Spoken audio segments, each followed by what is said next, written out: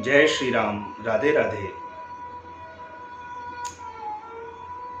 हम सबके साथ अच्छा करते हैं। हम हमेशा भगवान का भजन पूजन करते हैं, लेकिन फिर भी हमारे साथ में बुरा क्यों होता है? हमको चिंता क्यों होती है? पड़ोसी सारे दुष्कर्म करता है, कभी भी भगवान का भजन नहीं करता, लेकिन फिर भी वह सुखी है, फिर भी वह आनंद में है। क्यों? देखिए, इस पर जरा हम गंभीरता से यदि विचार करें तो हमको समझ में आएगा। तुलसीदास जी महाराज कहते हैं रामचरितमानस में, चिंता सापिनी को नहीं खाया, को जग जाहि न व्यापी माया। इस संसार में कोई भी व्यक्ति ऐसा नहीं है जिसको चिंता रूपी सर्पणी ने ग्रसित नहीं किया हो, जिसको चिंता रूपी सांप ने खाया ना हो। ये चिंता सबको होती है, चाहे वो मानव हो, चाहे वो उच्च कोटि का ऋषि हो, चाहे कोई भी क्यों ना हो। को जग जाहि न व्यापी माया, चिंता सांपिनी को कौन है ऐसा जिसको चिंता ने नहीं ग्रसित किया हो। लेकिन सुनो, हम जो अच्छे कर्म कर रहे हैं, हम जो सत्कर्म कर रहे हैं, हम जो सबके साथ में अच्छा करते हैं, हम जो भगवान का भजन करते हैं, उसको कभी छोड़ना नहीं है। क्यों? क्योंकि तुलसीदास जी महाराज ने समाधान दिया है, भैया ये जो समय का कालचक्र है, ये कभी किसी व्यक्ति का सगा नहीं हुआ। अरे समय तो दिन और रात्रि की तरह चलता है। जरा ये विचार करके देखो, रावण के घर में क्या कमी है? अरे और तो और, रावण के घर में जो वेद पाठ करने वाले ब्राह्मण है ना, वो कोई और नहीं, साक्षात ब्रह्मा जी आते हैं वेद पाठ सुनाने। इतना डरते हैं रावण से।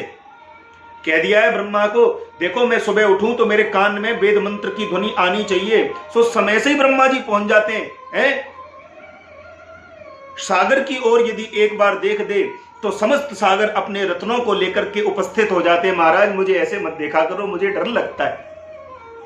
इंद्र जिसके यहां वर्षा करने आते हो, पवन देव जिसके यहां झाड़ू लगाने आते हो, तमाम सुर सुंदरियां जिसकी पत्नियां हो, लाखों करोड़ों जिसके बच्चे हो, बलवान भी बहुत, धनवान भी बहुत, सोने की लंका, ऐसा दिव्य जीवन वाला रावण भी भगवान शंकर से कहता है, हे प्रभु कदा सुखी भवाम्य हम, मैं कब सुखी होऊंगा। अब जरा विचार करो, कौन सा सुख चाहिए भैया? तो जीवन में कभी भी दुख आए, भगवान का भक्त भी परेशान हो, तो यह सोच लेना चाहिए। तुलसीदास जी महाराज एक चौपाई और कहते हैं, जान शरद ऋतु खंजन आए, पाए समय जिमि सुकृत सुहाए। कई बार ऐसा होता है, हम अच्छे कर्म करते हैं, पुण्य कर्म करते हैं, लेकिन उनका प्रतिफल हमको वो नहीं मिलता जो मिलना चाहिए। उसका मुख्य कारण है समय का कालचक्र। देखो, समय जो होता है ये दिन और रात्रि की तरह होता है, कहीं दिन कहीं रात्रि। तो हमें ये नहीं घबराना कभी भी कि आज रात्रि है तो दिन कभी होगा ही नहीं। डेफिनेटली होगा, जरूर होगा। वस्तुतः जिस प्रकार खंजन नाम का पक्षी, खंजन पक्षी कब आता है जानते हो? जान शरद ऋतु, जब शरद ऋतु होती है तब खंजन पक्षी आता है, हर ऋतु में खंजन पक्षी नहीं आता। इसी प्रकार मानो तुलसीदास जी महाराज समझाना चाहते हैं, भैया घबराना मत।